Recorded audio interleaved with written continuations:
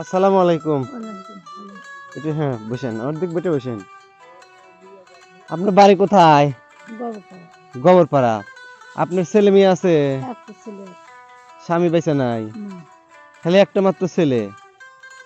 আচ্ছা, আমার বাড়ি চিনলেন কেমনে আপনি? ওই মানুষের কাছে পুষে পুষে আছে। মানুষের কাছে পুষে পুষে আইছেন। দর্শক, এই চাচি আম্মার বাড়ি হচ্ছে গোবরপাড়া।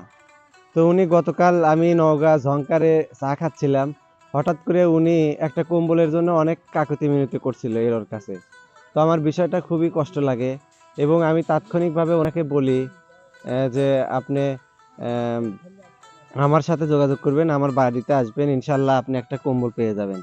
তো যার কারণে উনি আসলে সেখান থেকে নওগাঁ থেকে উনি আমার সাথে দেখা হয়, বড় ভাইদের সাথে আমি চা খাচ্ছিলাম।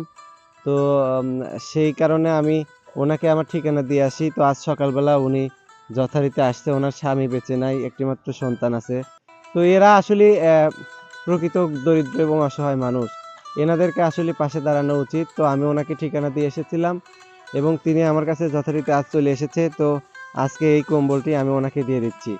ঠিক আছে, আচ্ছা, ভালো থাক। ধন্যবাদ ভাতিজা কামরুল ইসলামকে, মরিচাস প্রবাসী, এই মহৎ কাজে সহযোগিতার হাত বাড়িয়ে দেওয়ার জন্য। দর্শক, আপনারাও চাইলে সহযোগিতার হাত বাড়িয়ে দিতে পারেন, অসহায় মানুষের পাশে দাঁড়াতে পারেন। ধন্যবাদ।